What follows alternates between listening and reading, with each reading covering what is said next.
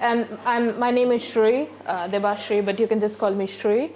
We both are academics from the Essex Business School based in University of Essex. So today's presentation, we have Jordan, May, and we are very fortunate that we have been joined by the supporter of our project. If you can just say hi. I'm Alison. I manage the community supermarkets in Basildon. I've been going since November, so it's fairly new. So it's a learning curve, but you'll see some of the stuff where we do up to in a minute. And then we are joined by our Essex County Council members, Ben and Maz. Can you introduce yourself? Good afternoon, everybody. I'm Benjamin Mann. I am the lead commissioner for the Community Supermarket Programme in Essex, which started off as a network of 6 and has now grown to an aspirational network of 12. Yeah. So this is a story of a project which I've won. It is funded by the Pro Vice Chancellor Award by Essex Business School, and it is about how do we make resilient food supply chains, especially in the charity sector. So we are going to present some of our challenges and opportunities which we have seen in the charity food supply chains, and we are joined by our experts in the field. So as we said, we have the members from Essex. We have Alison from our Leighton Community Supermarket. We have Ben and Maz from Essex County Council. Today what we are going to do is, very briefly, we as academics will try to talk as less as possible. Rather, we will open up our stage for our stakeholders to talk. So we would first do a little bit of presentation on the research findings of our project, and then we will be trying to have discussions around what is the problem, what are the solutions, and what is the change we want to have. It is led by the research and stakeholders' perspective. So the project which was there, it talked about how do we make the charity food supply chain resilient. And this was a cross-comparative study between India and UK. So as we know, India has 1.4 billion people. Now it is one of the most populous country in the whole world. So how we were feeding people in India, and at the same time we have UK where we have food banks trying to cater to the vulnerable people. So this project, which was funded by Essex Pro Vice Chancellor Award, thanks to the award, looked into how can we make resilience in this. Resilience means so that everyone finds food. Every vulnerable community has access to the food. And COVID put more pressure on the existing systems than before. So we went into one part of the study was looking into the Indian food supply chains, and the other part is the UK food supply chains. Today, I will just show one slide about the UK food supply chains, one slide about the Indian supply chains, and we'll focus all of our work on the UK supply chains. Anyone who has questions about the Indian food supply chain and how it works, we can discuss that later. So first we talked about the aim of the project was how is the resilience of the food banks in this community during the cost of living crisis during COVID. And we were supported by one of our research assistant, Ignis, in this case. So what we wanted to get out of this funding or out of this research were, we wanted to understand how does a vulnerable community gets access to the food. And especially when there was COVID and then there was cost of living crisis just followed by it. So what happened to this charity food supply chain? Where was the surplus food going, and how were the people getting access in a country like UK as well as in a country like India? So what we wanted to understand, what is the impact and how did the people recover from this kind of a crisis? We wanted to see how can we make an assessment framework. Again, I come from a background of supply chain and operations. So we talk about tools and frameworks and pathways and toolkits. So the ultimate goal was to make a toolkit which will help you to assess the supply chain of this charity food supply chain and identify what are the risks coming in so that you are able to tell that you are going to face a food crisis or a food shortage. So that is the toolkit, which is the deliverable at the end of the project. We are trying to make a risk evaluator so that we can use it as a business, that okay, these are the risks coming in, this is how much shortage you are going to face, and this is how you can mitigate it. and there are recommendations for the change. So this was the project proposal. This is just a brief insight into what we did in India. In India, we have something called community kitchens, and we have 3 different levels of community kitchen. One is mega community kitchens. We looked into something in Amritsar, which feeds around millions of people each day. Here we have Dignity, and it's called Prashad, which is like a donation from the God. It's not like you're eating there because you're poor. You're eating there because you have gone to a God of faith, and you get very tasty food there. So dignity is ensured, nutrition is ensured, and this place actually has very tasty meals. One of the Michelin stars of Indian native, who was the chef for the Barack Obama, the US president, was trained in one of these community kitchens. So we went and did in-depth case studies into the mega level community kitchens. One is in Amritsar, one is in Karnataka, one is in the central India. Then we went into the tier 2 level of the community kitchens, which are led by not this mega level, but still a huge level of community kitchens run by the temples. And we looked into how they are run, and the 3rd level, which are run by locals. So when COVID hit, all these organizations were not allowed public gathering. So this supply chain changed. They started going to people and delivering the food. So we looked into how this Indian supply chain of community kitchen changed during the COVID times.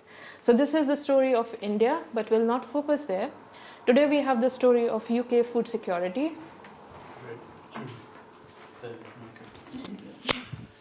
Great, yeah. So we're going to focus on the UK today, but I'm really looking forward to... Yeah, is that right? Okay, so we're going to focus on the UK today because it's relevant to this conference, etc. But thank you for highlighting the Indian side of this. We really want to kind of get onto making the comparisons and what each of the countries can learn from each other in the long term. So we come back to the UK food insecurity context. Now, always lots of kind of figures that are meant to kind of shock, etc. on this. The fact that, you know, there's nearly 5 million households in the UK that are food insecure, 2 million households estimated to be receiving some sort of food support, increasing health disparities. We saw that this morning from Rob's presentation. It's not a fantastic scene at the moment, and with the cost of living crisis, it's making things worse. And this one is here, the groups of the population that are kind of struggling the most are the ones that are, you know, single parent households, people in kind of social situations that are difficult, etc. And the UK average population at the top there being not as impacted there. So perhaps gives a bit of context to where the food at the moment in the UK is kind of sitting, etc. And the fact that we are facing a food insecure context, even though we are, you know, a Western developed country. So we really want to talk to you today about these community food supply chains, but specifically this relates to the fantastic work that people like Alison do, the community level organisations that have been described as a 4th emergency service. They provide such a vital help for people in the really kind of trying times recently. They are a lifeline of social contacts and connection, an invisible social infrastructure that delivers more than just food. It's about kind of personal situations, etc., help like loneliness and things like that. I think the pandemic really reshaped this sector. It was really responded really well for the call for help. There was lots of great interaction between local authorities as these community organisations being the best way of delivering the service that needed to be served. And the highlight on the left, this is some research that I undertook before I came to Essex University. So I was previously at Coventry University, and we looked at some of the hunger on the front line in East Midlands and the role that community organisations place there, etc. So as I mentioned, the fact that these organisations are well placed to deliver food and help. They are culturally appropriate, so lots of kind of religious collections there, very much situated in their communities, but also they know what people need in terms of their diets as well. And we had a fantastic session earlier around older people and what they need in terms of food. And they already had this kind of pre-existing infrastructure and real-time networks of communication that are able to kind of collect food, to give it to the best people, etc. So they've been a fantastic sector that's really helped through the pandemic and the ongoing cost of living crisis. So we are going to talk today about surplus food. So what is surplus food? So this is food that is donated by food retailers, by food manufacturers, and often goes into these streams of supply chains, and they end up with community organisations to feed people that need help, basically. So this is edible food that's surplus to requirements of the food industry, and they have quite a good relationship with organisations like FareShare and the Felix Project, where their logistical operations deliver food that are in trucks that would normally be kind of coming back from making deliveries, and they would provide some food that might be surplus to requirements. It might have packaging defects. It might be food that, maybe they estimated that in September we'd all be eating soups, but it's been really hot recently. There's forecasting issues. It could be something like that. These organisations like FareShare and the Felix Project, they take this food in, normally for free, they sort it out, and then they send it out to community organisations in smaller packages, basically. That's what they do. The Felix Project are a bit different. They actually make meals from the food, etc. They make 4,000 meals a day, the Felix Project. And this is a very kind of highly developed redistribution sector. It is its own specific supply chain, and we're very interested in this and how it works and how it can support the sort of wider mission of solving food insecurity and also food waste as well. This is food that will otherwise go to waste if it wasn't being used in some way in the community sector. The food is used in a number of different ways, so it could be provided to a social supermarket like that Alison represents, or a food pantry, a food bank. It could be maybe like a social eating event or a cooking event, like a food cycle, for example. They do cooking events.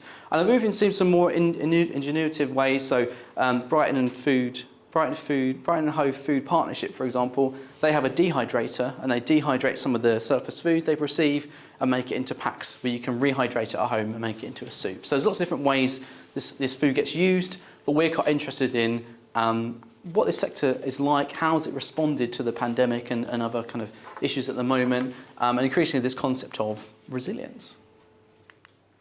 So I'm going to hand back to Debrashri now to talk a bit more about supply chain.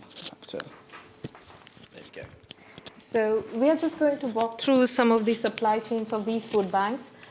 These are driven by the literature we found, the existing knowledge. So we just mapped out how does the food flows across the supply chain. Just to give you a brief about what is supply chain, it's about how the food comes from, let's say, a supplier, ultimately to the consumer. Let's say we walk into Tesco and buy an apple. How did the apple land up on your supermarket shelf? There was a farmer somewhere, he had a contract, he gave it to the supermarket, there were logistics involved, warehouse was there, and then through the warehouse, through the distribution and the trucks, that apple lands on your consumer table in Tesco. So that is a supply chain, how food comes to the consumer and what is the flow of the product. So if we were to map down, we looked into food banks.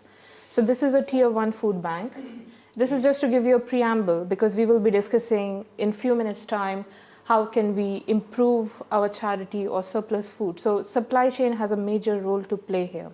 So just to give you an example, we have a farmer, and then what the farmer does in the field, they will give its food for processing. It can be a multinational company like Kellogg's. It can make cereals or whatever.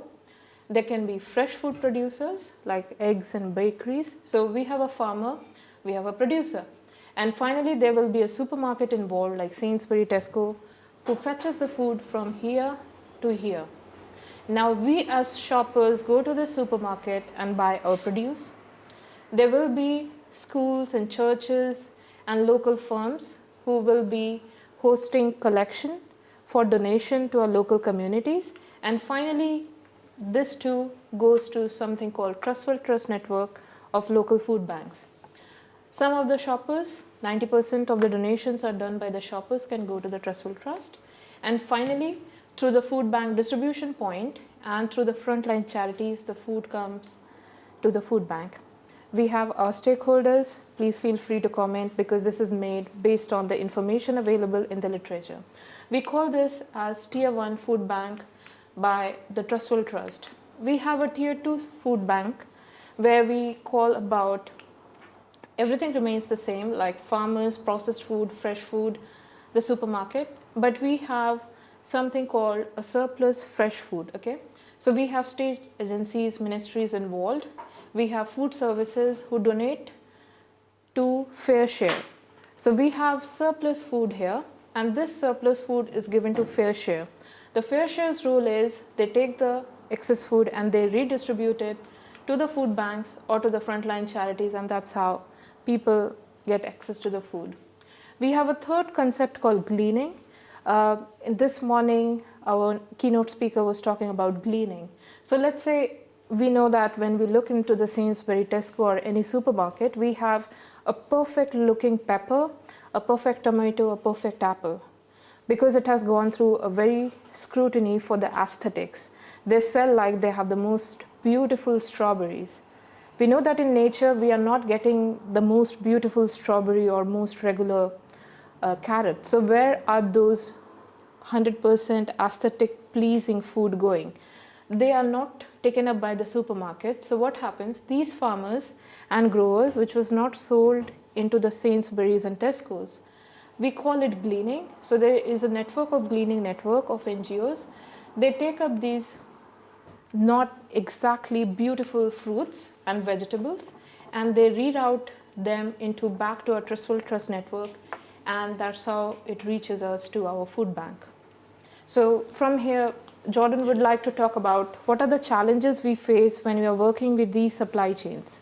So there is a lot of logistic involved, lot of flow of materials, and at each step we might be facing an issue. So we will be talking about that.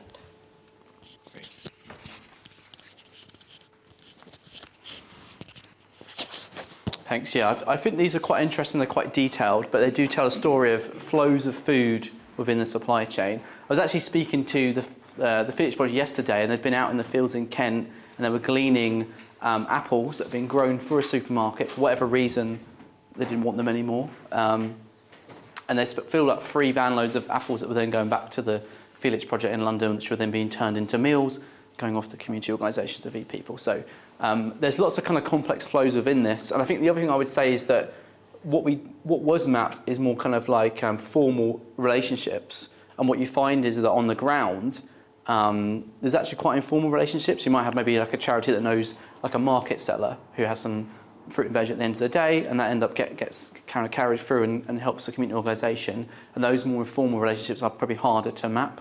So there's probably more surplus redistribution going on that we actually know about.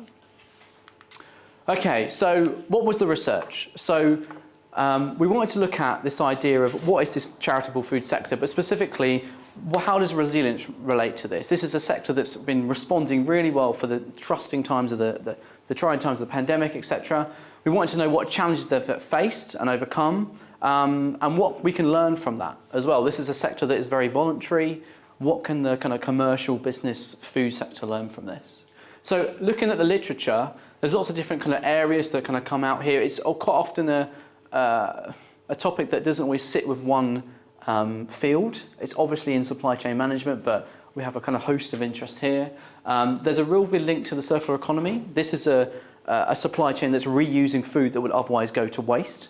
I'll talk a bit more about the circular economy later. Operational supply chain management, skills and resources that organisations have. Very much interested in how voluntary sector organisations use skills and resources from commercial organisations, where they kind of get their ideas from, etc. Who are they learning from? There's links here to food waste prevention as well. So retailers and manufacturers are donating this food for free, but really they're getting a really good deal because they haven't got to deal with the cost to get rid of it, basically. And they can put on their CSR statements, oh, we saved this amount of food waste this year, etc. So, etc. Inefficiency as well. So if you think about how you would organise this commercially, you'd do it in a very different way, in a very efficient way. The fact that these are voluntary sector organisations, they're not always run the most efficient way because they have very limited resources, and the people that are doing the work are volunteers. You can't, it's not like an Amazon where you have, they have like people that have watches and they have times and they have to complete jobs in a certain amount of time. That's not how this is organised. It's not run in that efficient kind of way. We've spoken about the impact of the pandemic and the cost of living crisis, etc. And also this idea of resilience. Again, it comes to the idea of what is this sector doing well that perhaps we can learn from, and how it's been organised going forward. So that was what we were quite interested in, and that come back to a comparison of what's going on in India with the kind of funding stream from this. So what was the research we did? Well, it was a qualitative piece of research. We interviewed 22 stakeholders. These are online interviews. that's in the way. I think there's like 700 minutes of interview material in total. We looked at community organisations, so different forms of these food banks, organisations that organise the surplus itself, a social supermarket, a community cafe, an organisation that cooked from surplus food. We had interviews with 3 national campaign and policy advocate organisations, so they're at the top level, they're campaigning in Parliament for changes in this sector. 1 national food redistribution organisation and 1 regional food redistribution organisation, 1 national food retailer, 4 universities researchers. So we tried to pick these carefully for people that were in the field, that had experience on the ground, that weren't just kind of sitting in their ivory towers coming up with theories, etc. And also 2 local and regional authorities as well. And there was mainly UK participants, but we did have some from Canada because they have a similar food system that we have here. That was our decision with that. So questions that we asked them. So firstly, what was their organisational mission? How they use food surplus, where they get it from. Do they forecast for how much food they need to get in and how much food they need to deliver to the community organisations? Partnerships, collaborations, knowledge and skills, where they get skills and knowledge from. Understanding of resilience. And I think also like the definition of resilience. Does this term even mean anything in this sector for the people that are working in it? And also this idea of resilience for who? We can build a more resilient supply chain, but who's it more resilient for? Is it more resilient for the food manufacturers and retailers delivering the food, or is it more resilient for the community organisations that are kind of on the front line? So there was the questions that we asked.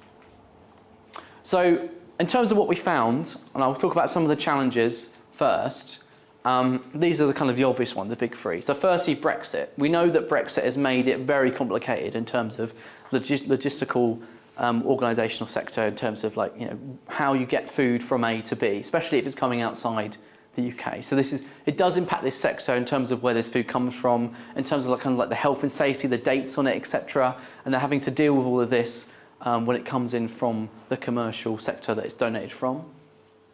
Obviously, the cost of living crisis, the costs have gone up for all businesses, for all people, etc. It's harder to get things done with the resources that you have. And the kind of follow-on impact from the COVID pandemic. So the idea that this is the sector that's really expanded to deliver impacts and cater for people. But now it's like, do you continue on the same level? Is the requirement going up? A lot of the funding that was provided to this sector to deal with the pandemic has ended in some cases. So there's organisations we spoke to saying, I've expanded to this point to deliver this amount of food because of the pandemic funding, but that's now come to an end. What do we do now? And on top of that, you kind of got the Ukraine war. Again, the kind of disruption of supply chain. So when we're in the supermarket thinking, there's no grapes today, or there's no this, if you're an organisation that is trying to kind of capture surplus to give to community organisations, you haven't got any food to give the community organisation. It's a challenge to give people what they want, or the food that is available might not be appropriate. I've been to Fair Share up in Edinburgh, and there was a huge amount of the warehouse that was contained by Lucozade soft drinks. And you think, it's fantastic that they've got that for free, but then they're donating that to community organisations. Is that what people should be having? So there's these kind of challenges of like what food is available and is it appropriate, etc. One other thing we saw that in the summer we have something called heatflation, like because of the climate change, let's say we saw there were no tomatoes sometime. So if there is no tomato, so even the climate has sometime an effect on this supply chain. Yeah, the disruption factor, yeah. Further challenges, so I talked about the kind of funding crisis, the post-COVID drop-off, the volunteer crisis maybe as well. I mean, in COVID, loads of people had loads of time to help organisations, but now everyone's back to work, I suppose. And also the fact that what these volunteers undertake is kind of quite taxing sometimes. You have to train them in how to be in a warehouse, to how to adhere to health and safety regulations. As I said, they're not operating as really efficient models of operations like Amazon would run their warehouse. This one as well, so offloading work of sorting and processing surplus food. So again, I've kind of seen this where, maybe like an organisation like a supermarket would say, okay, we've got loads of potatoes for you. We're going to come and deliver them. And on the surface, they look fantastic. Great, we can supply these to organisations. And when you look at them a bit more closely, actually, a lot of them are not edible. A lot of them are sort of like on that cusp of whether they can be edible or not. And then this is almost like an offloading of work of what is waste and what is edible still to community organisations rather than the kind of food industry doing that themselves. We've seen competition for surplus. So I volunteer at food cycle in Clacton, and recently there was a new M&S food hall open there. You had to apply to get the surplus from it, and they weren't successful. So I think there's is there 5 food banks in Clacton, Jaywick and Clacton? Yeah, so there's almost competition for the surplus food that's out there as well. And I talked already about nutritional quality, so what is actually being donated, and is it actually quality food that people can eat? So coming back to the kind of resilience, we looked at what forms of resilience are being employed by these organisations, and these 4 are perhaps the kind of obvious ones. So they're being adaptable for their situation, they need to be flexible, they need to empower communities, they need to give communities the tools they need to be resilient themselves and not just kind of implement change from the top. Avoiding dependent relationships, so the idea you can't just be dependent upon one place for your surplus food, you have to go to many different ones. And also perseverance as well. So the idea that regardless of the kind of situation, the challenges that come up, these organisations need to be kind of managed in such a way that they persevere, they kind of give confidence to their volunteers and employees that they can kind of continue to provide the service.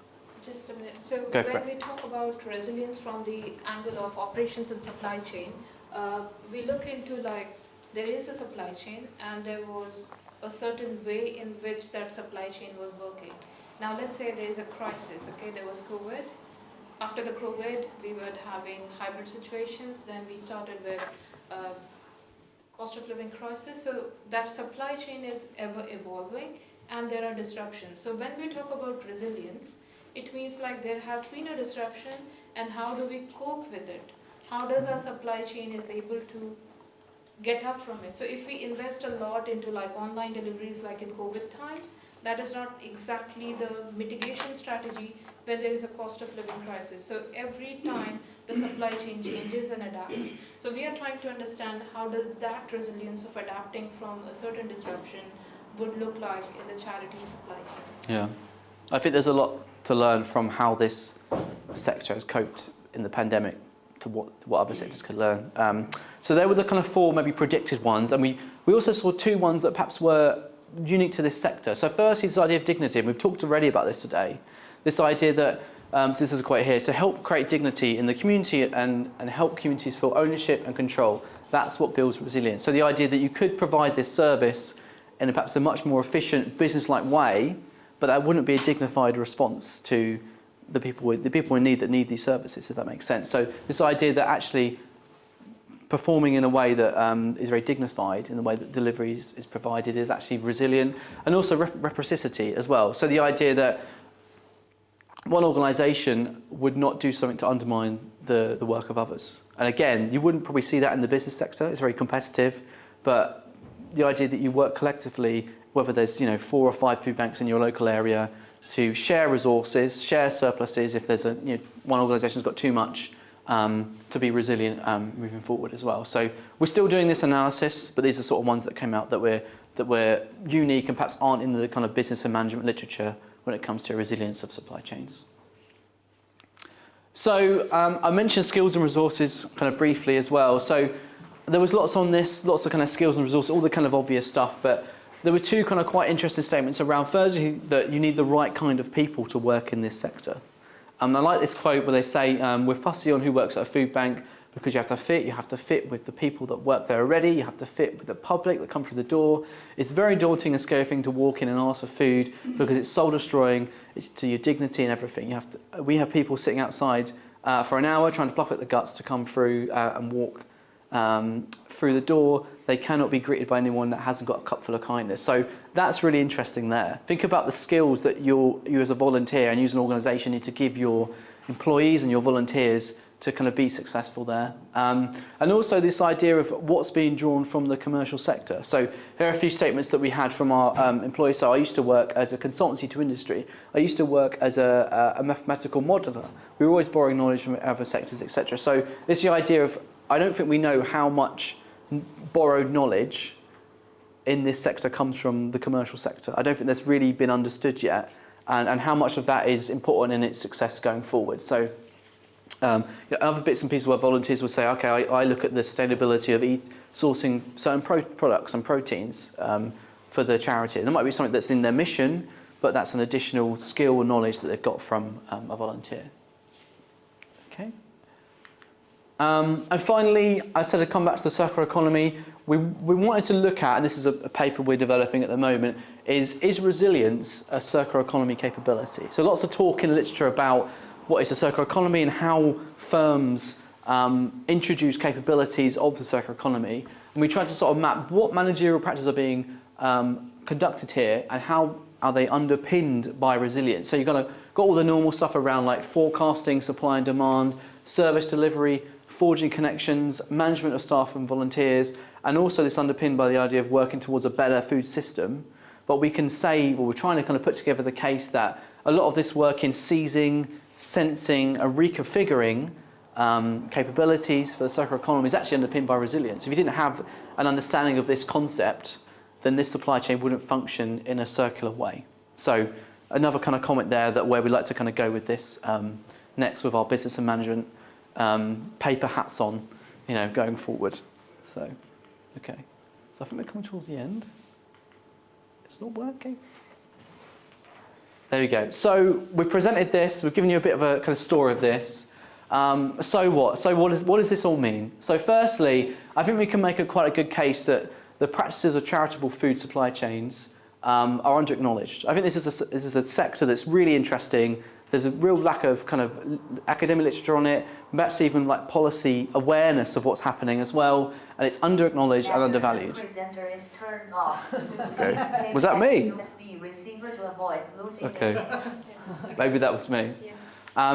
It's a sector that faces a number of challenges, so we talked about some of these, and I think we really need to kind of question and take note at this point of what does its future look like? Should it continue its current form? Can it continue its current form, etc.? I think that's quite interesting as well. And finally, as I said at the beginning, it's got unique properties that the commercial sector can learn from. So how do you operate a more convivial system of circular economy? How can you kind of coordinate skills and resources to prevent food waste that this sector does really well, etc.? And I'd argue that the limited resources and etc. that this sector has perhaps mitigates food waste better than some of the commercial food sector, actually. And we could learn a lot from that. So that's what we kind of had to present. There is an online event on the 1st of November where we're going to be talking about this in more detail. If you email me, I'm happy to provide details of that. But this is like a follow-up from a conference that was earlier in the year called the Future of Food Symposium. Great. I'll just, if you were interested in who the participants might be, they're anonymised, but it says where they come from. So, to go back. So we'll do questions. If you go back one. And then we'll kind of let our guest speakers introduce themselves a bit more, and then we'll move on to the questions. But thank you. So any questions about the research? Go for it. So during the pandemic, Yeah. did the use of technology within the supply chain, did it make any difference? Did you get to explore on that side? Can I reply? Go for it, yeah. So thank you for the question. So we had a project with Professor Ram, and we looked into how does the supply chain changed because of there was Brexit and COVID. So there were vulnerabilities, and how did the digital technology help in coping with that? We had different angles to that. So one was the paradox, like the businesses, especially who are in the smaller sector, they thought okay, if I do this technology, will I be able to sustain it? Like the cost implications around it. If I implement it, will my peers think that, oh, I'm too high tech? So there were different paradoxes, and it varied from sector to sector and cost by cost. So let's say if it is an agricultural small business, they were really thoughtful about if I implement this, okay, next year there may not be a COVID. So what will I do with this technology? I will need to have a new ERP system. How will I cope with that? But there were the international SMEs, they were more ready to implement the digital technologies in their agri supply chains than the conventional ones.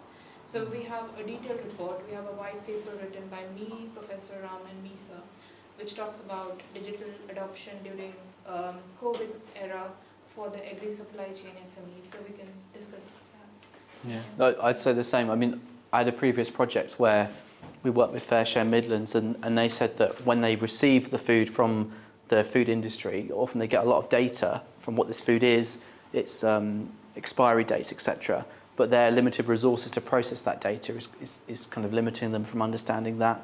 And they could really do with some help. They don't have a whole logistical team to really kind of forecast what they've got, what they're going to get in the future. I think it was just one guy who was responsible for all this kind of data amongst his other jobs, and he was kind of struggling to like make sense of all the kind of data that supermarkets hold and share with them, etc. So again, it's the same thing. It's down to kind of resources and costs going forward. But many SMEs did implement it. So we had transparency and blockchains and visibility implemented in many of the SMEs. Yeah. Any more questions? Great. Okay. So we'll hand over now to Alison. Do you want to go first, Ben? I want to go first. It's fine. No, Up it's to you. fine. If my picture's up. Yeah. Otherwise, I'll have to flip to that. That's fine. Right, show me how this works. It is gone, like its battery is gone, I guess. Oh, I've got one. Yeah, I've got one. what do I I'll need put to mine. click? Do you want me to pass this over? Yeah. If you just leave on the table. Okay. Cheers. Okay. Yeah, it's in my bag. Yeah. Oh, right, Alison, do you want me to do the context? Sorry? Do you want me to just do the context quickly? You can do, I'll stay here. Is but that- I'm not going Okay. to climb over to do If I sit on the desk, is it 2 Alan Partridge? There we go. Okay. Okay. Not now. So, like the office. Yes. Just don't bring in my dance. So as you can see, What topic? so just the right one there. Okay. So Alison, Ben and Maz were participants in our research, and we're very much keen to hear from them, from their kind of side, their experience of being, living in this sector, etc. So we're going to hear from them and their experience, and then we'll have some questions afterwards. Yeah, sorry. Ben. No, not at all, not at all, no. So I'm not going to talk for too long because the really rich stuff is the stuff that Alison can share with us. But just from the perspective and following on from what's just been presented. We've been working on this programme, which is the Community Supermarket Programme, since COVID really. So during COVID, as Jordan said, we saw a significant response from the community to the needs of the community. We saw a massive increase in the number of food banks being set up. Some of those, really well regulated with really clear kind of parameters about how you support people through that process. Some which were much more informal, just kind of bags of shopping being delivered to people's doors. And I guess we started to see also some competition, as Jordan's alluded to, between food banks in a local area for supplies. We came at this particular project with the agenda around working families initially. So those families who were at the end of the month finding it hard to kind of make their finances stretch, and for a failed MOT or a broken washing machine would really struggle to meet their kind of family needs financially. I think we then kind of came at it at the same time from a kind of levelling up perspective. So thinking about place-based inequality and how we could use or look at food, particularly and food supply, from a levelling up perspective. I think it's fair to say levelling up was the bit that secured the political buy-in for our project. So once we kind of ticked that box, that was where we got the money. But we based all of our research on some kind of really rich evidence-based practice across the country. So community supermarkets aren't new, they've been established social supermarkets across the north and the middle of the country for a long period of time, and there's some really excellent examples around all the big cities utilising charitable organisations, volunteers and complex supply chains to provide affordable food to people. For us, the whole agenda was thinking, what next from the food banks? How do we move people out of the kind of reliance on food banks into some degree of financial resilience, but also that kind of ability to have choice and control about how they then spent the money that they had. So clearly, at a time of crisis, we're going to have something in the form of a food bank that gives people the opportunity to feed themselves and their family. But if we can work with those individuals, gain some control in terms of finances, whether that's accessing benefits, whether that's kind of working with that individual on a one-to-one basis. At that point, can we move them on from crisis to something that's more sustainable, where they have that kind of choices for the way they spend their money? That's probably, other than the fact that we started off wanting to set up 6, and then our political leaders have said they want one in every district in Essex, which we'll take as a positive, I guess. But I think probably that just kind of introduces where Alison kind of fits into our story. Yeah.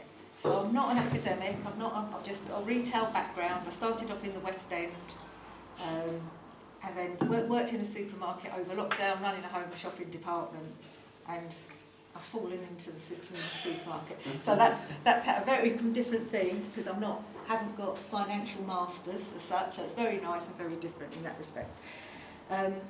I haven't got lots of text. I've got my numbers written down. I'm just going to tell you some photos so you can see what we do, rather than just listen to numbers the whole time. So I'll just give you an overview. So it was about August last year. Ben did like an open evening about community supermarkets and people that wanted to bid for the Basildon franchise, if you want to call it that.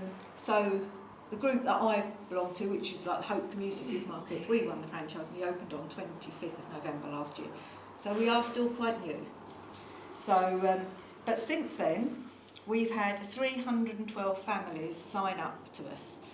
So that is how we're growing. We charge a membership fee of £3.50 a year, and for that we kind of pledge that we're going to charge at least 30% less than Aldi's and Lidl. I price check and price compare everything every week. It's a big job, but that's what I do. Now, so fruit and veg, I'll show you that later, but I've got pictures to show this. Fruit and veg, tins of stuff, treats and what have you. So we're like a normal supermarket, just not the wide expanse of brands. So, we have a cost of living grant to do food. So I have to report to to Essex County Council on what we spend it on. So I've got numbers for what our demographic looks like, which I wouldn't have had before. So we have 45% of our customers have children under 18. 20% of our customers are OAPs. 10% of our customers are disabled. And 25% don't fall under those categories. So they're like single people, married people, and what have you. So let's show you some pics. Right, so this is a normal day on a Friday afternoon. This is our one in Langdon. So before we had a smaller hall and we had accessibility problems, so we've had to increase our space for other people. This is normal to quiet. On a busy week, we have people queuing for over an hour to get in. So we've had to accommodate that by putting them in another hall, and putting all seats out and things like that. So I've had to get children's toys so the kids can play and have something to do for an hour. So this is not just a community supermarket, we're doing other things now. So that is our customers. We have a base of, I would say we have about 75 people waiting to come in every week, and then other people drab in during the morning. We have a base of core customers, and then other people of those that come and go. And last week I said to one of the customers, "Where's Chelsea? I haven't seen her for a while." It's that because we get to know them. And so she said, "Oh, she's been working and what have you." So yeah, we do get to know everybody. So this is our till point. As you can see, we've got 3 people on the till. That's how many we need permanently to go get the customers through in good time. And that's one of our customers that comes every week. And I don't know if you can see this, but we work on a point system. Now this point system, I think Andrew at Feeding Britain contracted, didn't it, and got that fair share, etc., to sign up to it. Because to be cheeky, it gets us around the thing of getting free food and selling it, because we do sell things. So we have, everything's pointed, 1 point equals 10 pence. So that gets round the selling it, because they're buying points and paying for the points. And I know no one's stupid, we all know, but it just gets round that kind of getting stuff for free. So this is the kind of thing that we sell. I know we were talking about healthy food earlier and what have you. However, I will talk you through why we do things like that. We've been doing quite a lot of research with another department at Essex County Council, and that's Essex University, and that's been more about how the customers feel about the community supermarkets.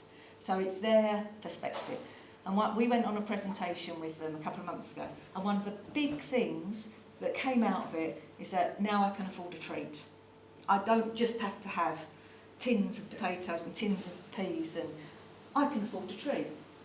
However, as you can see, we still do that, and that all goes in 10 minutes. So that's something we're reviewing, having to kind of up our game with the fruit and veg, so that's a challenge for me at the moment. However, things like the Fanta and stuff like that, that goes just as fast because people like a treat. There you go. So this is, we offer every week tea and coffee. So we have 3 big round tables where we serve tea and coffee. And we have 2 agencies come in every week. So this is an agency called The Table, which offer advice, and also the CAB come in every week as well to offer advice. So they're there if they wanted. People are getting used to them. I think it's the fact that people don't want them asking for advice, but now they're getting to know them as people, not as an agency. So these 3 guys, go and sit around the coffee tables and chat to people rather than wait for people to go to them. So we offer that every week. So we run with about 22 volunteers, and they come from different walks of life, which is really nice because to have different people. So we have 6 volunteers that were and are still customers, so they volunteer for us. And one of their perks is that they can go around before we open and get what they want, and they pay for it at the end. So that's their perk, that they do that, they get the pick of what they have. We have people that are retired, and what I think is really nice is that we have a team of volunteers that are recovering addicts, and they come in and volunteer for us as well. Gives them a bit of a purpose, gives them friends. It's, so they come in, we've got regular people that come in and do that. The big tall chap in the same t-shirt as me is John, who runs I'll call it a bulk food bank. So he supplies homeless shelters, women's refuge, other food banks. So he comes from that side of the stuff as well. And we just run it on our own. There's no one else, it's me and John. So I run it on a day-to-day basis, and I'll sometimes message him and say, what do you think about this? And he'll go, yeah, get on with it. So that's basically our relationship. I don't often see him. So, yeah, so what's the next picture? And then we do some community days as well. So that's Mike, who was one of our customers and now is a volunteer, and Jane, who was just a volunteer, but she does some research at Essex University, so she's been paid to do research with them. And she's lovely, the customers love her, and I think the researchers love her, and so she's doing that, and they're coming back in October to do the next phase of one-to-one interviews. So if I talk a little bit about our food chain, now I'm coming from a different perspective from you guys, and I'm like, how do we get the stuff and the challenges I've got? And one of the things you said was the competition between all the food banks and stuff. Now I work for a food bank as well, and I work for a community supermarket. We're nowhere near the same. So the basic differences is at the food bank, customers get what they're given. Our customers can have whatever they like. If they just want a packet of crisps, they can have a packet of crisps. If they want all fruit and veg, they can have all fruit and veg. Up to them. We don't ever question the quantities they have or what they have. That's their choice, as if they're going to a normal supermarket. In the food bank I work in, and then this is a huge difference. I think we are head and shoulders above if you want to have a bit of competition. We have all these coffee tables, people stay there for 2 hours having a cup of coffee, a biscuit, chatting to us. Food bank I work in doesn't allow one single client past that front door. There's no customer volunteer relationship at all in it. It's so different. We deliver to you, goes on your doorstep, we go away. That is the food bank I work in. That's what it's like. So it's a really different concept, and people aren't used to it. So the supply chains are challenging because I find that the food bank gets all the free food. We don't because we're not a food bank. It's very difficult. It's taken, just one example, with FareShare, which is one of the people that have been in your research. I applied 6-7 months ago to be a FareShare supply. Andrew at Feeding Britain has signed a contract with FareShare to say the community supermarkets could take part in it and use their services. We got refused because we're a community supermarket. So I had to go through Andrew to get involved with their CEO to come back to me to say, oh, all right then. But when it came to it, they said, oh, well, we'll give you surplus food. They want surplus food. I want to go in because they've got two systems. They've got surplus food at the end of the day, and they've got a warehouse, like you're saying with the Lucasade, a warehouse where they will supply you stuff that the manufacturers and things don't want, i.e. change of packaging. It's been to be checked because there's been a recall on it, but now it's okay. It's that kind of thing. That's what I want to do. So Friday they're coming down to sign us off. So it's taken about 6 or 7 months. So that's what we're doing Friday with them. However, you have to jump through hoops. It's not easy, as you were inferring. We buy roughly 95% of our stuff. We don't get given stuff. FareShare, we have to pay £38.50 100 kilograms. We do not get it for anything. We have to pay for it. It's the FareShare Go that you get for free. The other FareShare you have to pay for. So we pay for virtually everything. We've had to source a local wholesaler, so we had to negotiate with them because they said you have to have a lorry full, and we had to negotiate that we can't fit a lorry full in our warehouse. So we've negotiated if we pick it up, we have to have 2 pallets full, not 8 pallets full. So it's a lot of hard work. There's no acceptance. And we go through a food charity called His Church, and you have to have pallets of stuff. So it's £475 a pallet. But as we use them a lot, they're getting a bit more flexible with us. And we say, oh, please don't send us that. All right, I'll send you that. But you need to get to that relationship with them. But it's £475 a pallet. And we get about 3 pallets a month from them, which is a bit of everything we get. One of cat food and dog food, one of normal food, and perhaps one of treats and what have you. So it just depends what we're running out of. So it's not easy. It's a lot of hard work through a community supermarket, getting supplies because you're not given anything for nothing, unfortunately. So that's that. That's the challenges I have on a daily basis with that. So 5 weeks ago, we opened a second one because what we did is we've got a lovely bookkeeper and he's a bit anal about his paperwork, so he wanted to know where every single customer lived. So he did a little pinprick map, not with any names and addresses on, but it showed every single road that someone lived in, and it was veering out towards Vange. So people were saying to us, oh, it cost me money to get here on the bus. So we opened one in Vange, and we've had 42 people sign up at Vange. The local police superintendent opened it for us, so I don't know if that scared people off, but the actual PCSOs, and Sue, who's she's a policewoman, but she's the community policewoman, have been kind of going to old people's homes and telling them about us and stuff like that, so they're a really good contact for us there. And these are some of the volunteers on the till there. I think she's buying her own stuff. I don't think she's buying customer stuff on the looks of it.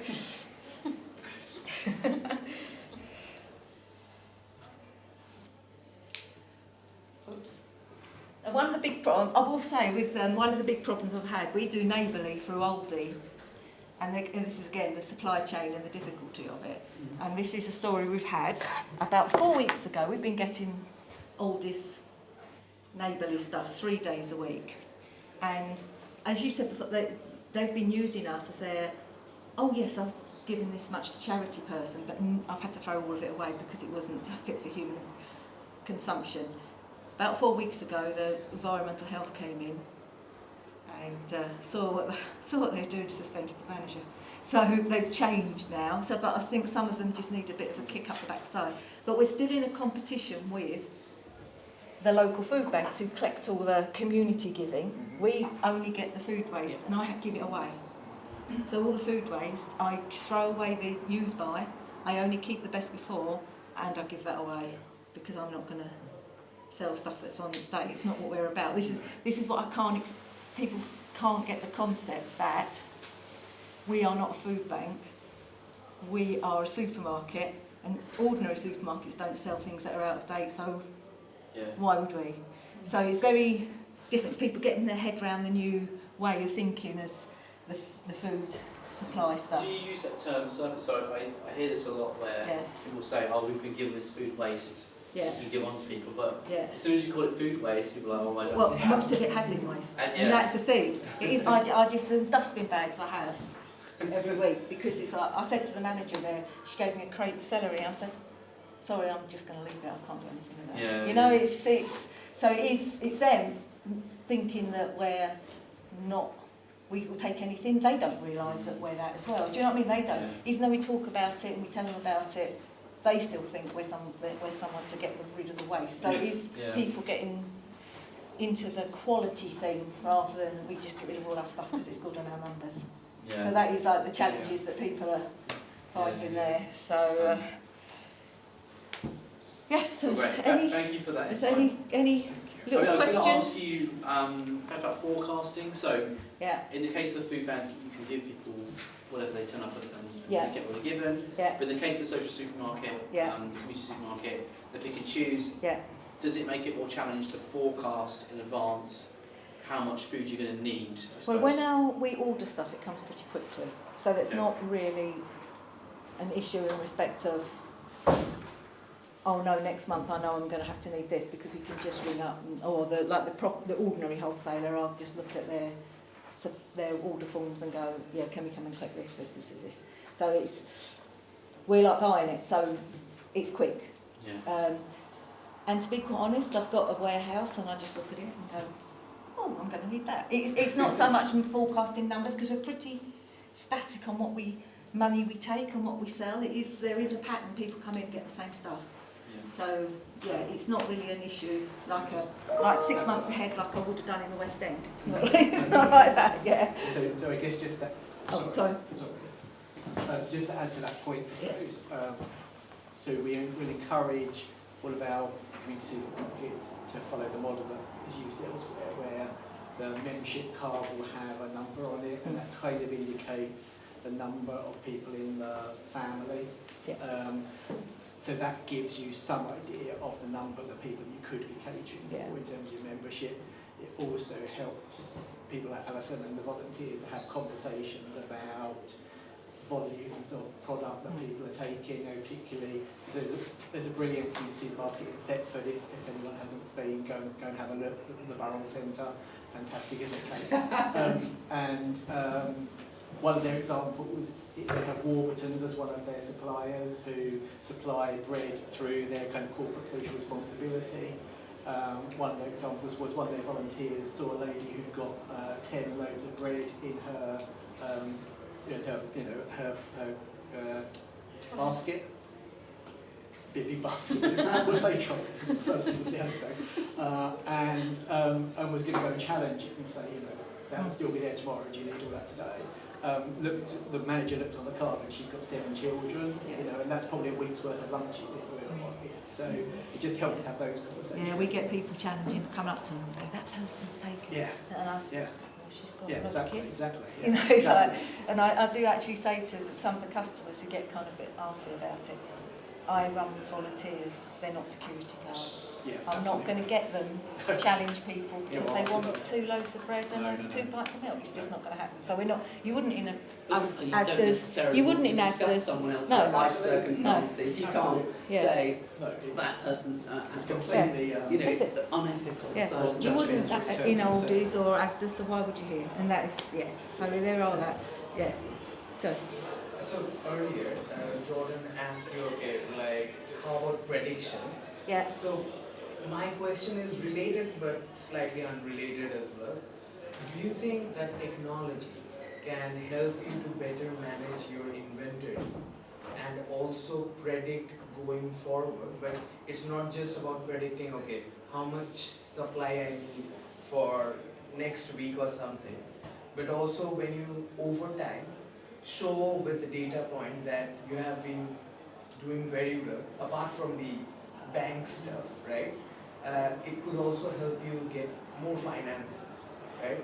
So do you think adopting such technology would actually help your facility? I've got, when people have asked me that before, I have one answer for them. It's only me part-time. Sorry? It's only me part-time. And I cannot sit there like a supermarket inputting all the prices and bibbing them through a till. We haven't got a till. It looks like we've got a till, we've got a cash drawer.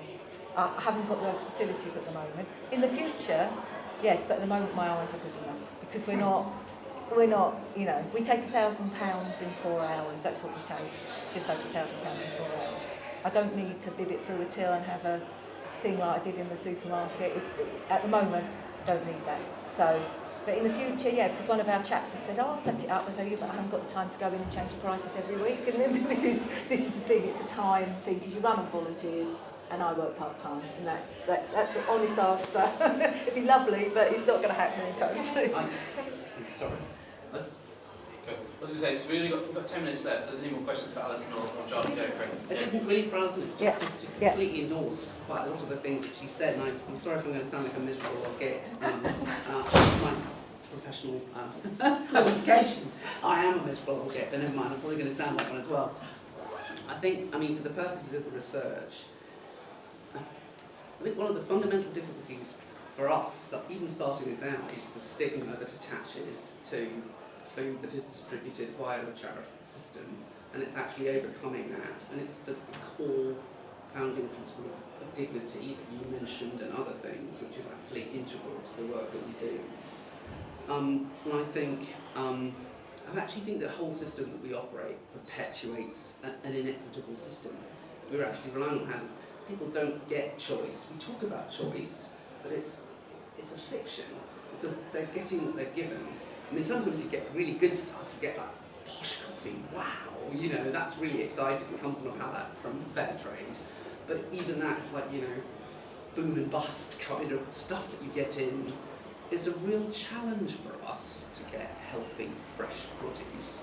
And we really do struggle. The competition for surplus, which, I mean, we could play a huge part in managing what is waste on an industrial scale. I mean, some of the stuff I've been hearing about just makes your blood curdle, honestly. Over Christmas, like 1,000 turkeys that we weren't allowed to take because they were sort of chilled, so we couldn't take them, we couldn't use them, we couldn't cook with them, just sitting there wanting them desperately, not able to do anything about it, because supermarkets won't, it's something they will not engage on.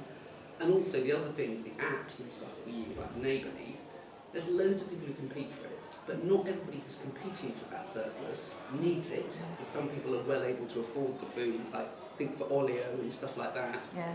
I had a chap in my village who got a big pallet, really annoyed me because he made the mistake of telling me about it. I didn't say anything to him, but I just simmered about it.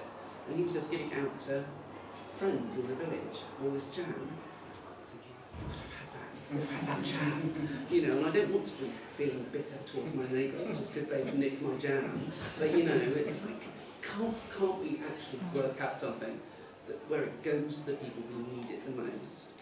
I think that healthy, fresh, challenge, everything, the choice, the whole thing, is really a huge issue for us. And I find it constantly frustrating. I mean, thank God for Ben and Matt, if you don't mind me saying so, because they're actually getting it on a broader agenda. This conference is fabulous because it starts a conversation that is necessary. You have the conversation even within the university when you're struggling and you're having piecemeal conversations, and what you don't have is something that brings you all together so you can have a broad strategic discussion which involves everybody in the food system, not just the people on the charitable side of the food system. We're not going with begging bowl, we're part of a whole system that works actually if it's allowed to work, and actually we're an important part of the system that does a lot of things, but we're not scavengers picking over a waste mountain. And I really don't like that either. Why should you have to be dealing with festering celery? Just, sorry, it really annoys me. And actually we need to be represented in a way. We need some collective representation that says, listen, we've got a platform for negotiation, we're on the up, we're who we say we are, and actually we're a force to be reckoned with. I mean, like an EU negotiating platform where we can start with big businesses to go for reduced costs. We can start to compete with Aldi and Lidl. So, you know, you look at the 30% reduction on this, and actually we're buying in bulk, so you're not losing out on the transaction. Sorry, I've probably said too much, but it's just all of those things. Just we need collective representation. We need a bit more kind of power in our corner, as it were, and I think we need that recognition. You know, we're not some skip that people can just chuck rubbish food into. Yeah, as I say, it comes back to the question at the end of my presentation to say, you know, is this a system that should continue? Can it continue?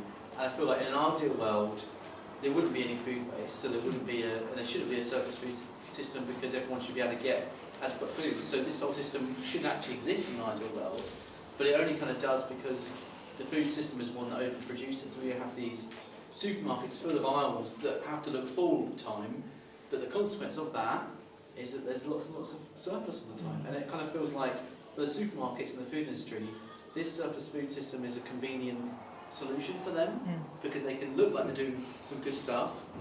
They can put on a piece of paper, we save this amount of food from going to waste.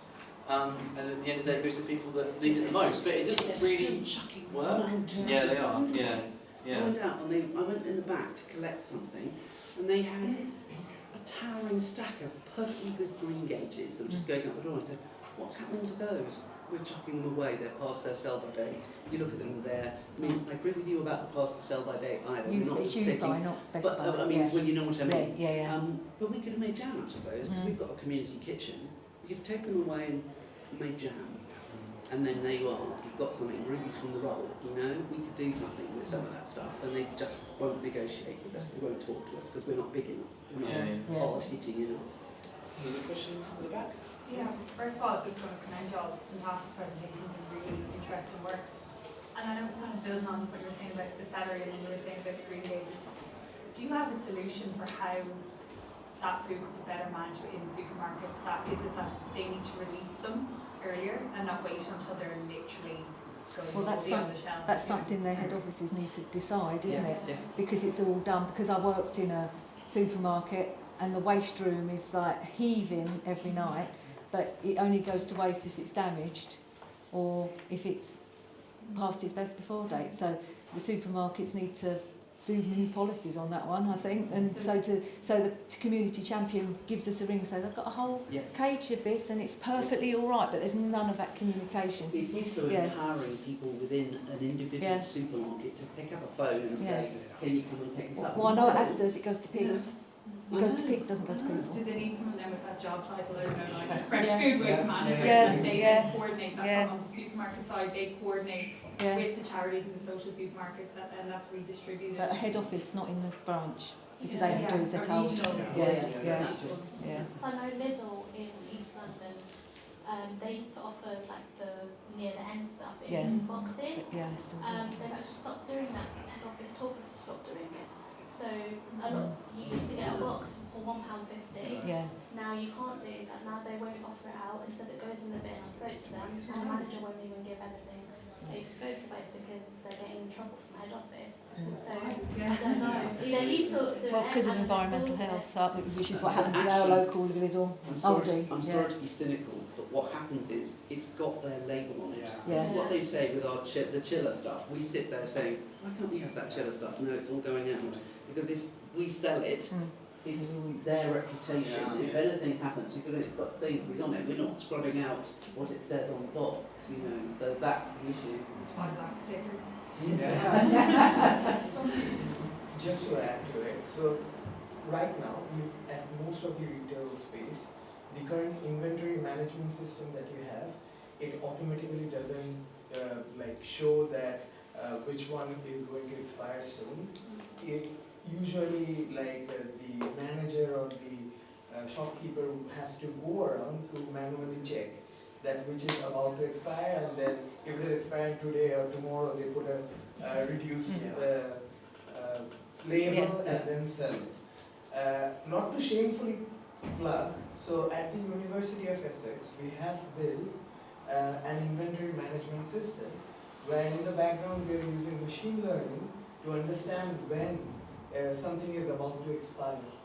And accordingly, then we ask the manager to actually do something about it.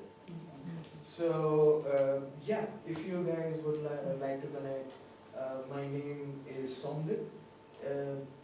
Would be happy to show what we have developed at the University of Essex. Best of all, it's free, as he told me. Yes, it's free. So.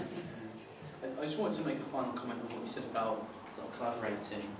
And I feel like one of the sort of kind of weaknesses often of academic conferences is that we all get together and talk about this, but it only takes a few people who actually live in the sector that we're researching to really kind of come up with better solutions, have a good idea of like what's actually happening. And it's good to hear. I would say thank you to Ben Mazin and Alison for coming, because your insights in this are much more rich than any academic could come and present, if that makes sense. And I feel that that is part of reaching the solution of not just having people, you know, the stakeholders sitting together. It's more people that actually can have the lived experience to move forward with that. I was going to say that I mentioned the Future of Food Symposium follow-on event. In May we had a conference and we actually paid some of the people who were struggling with food poverty to come along to the conference. We paid them £200 a day to be there, and the more confident ones come up and they spoke about their experience. They said that, you know, the pandemic, they lost their jobs and they had to go to a food bank, and there were people crying in the audience because they sort of said that, you know, it's so much more emotive than someone just saying X% of people in X place are now struggling, if that makes sense. So yeah, so I think that. But then, can I just say, yeah, you don't necessarily need an individual who's named and recognised and able to speak. I agree with you, it can pack a powerful punch, but actually a lot of my work in the past has been fueled by anonymised anecdotal accounts which I have drawn on and used. Wherever they are, wherever they exist, to underpin a service or a system, that system improves exponentially. That is 100% my experience through a very long career. And actually, we don't do enough of that. And what we've got out there is living laboratories for people. We would love to work with universities to tell you what we're doing, and to ask the people. People coming into the shop, they don't mind sharing, but what they might mind is being identified. What they might mind is coming along to a conference, even with properly remunerated. I think I really applaud you for doing that. But I'm just saying, we can do that too. We can work with you and give you some of that really granular intelligence that you need to underpin and inform what you're doing, which is incredibly valuable on it. So yeah, I completely agree with you. It's a great presentation, really good. But I mean, we can help.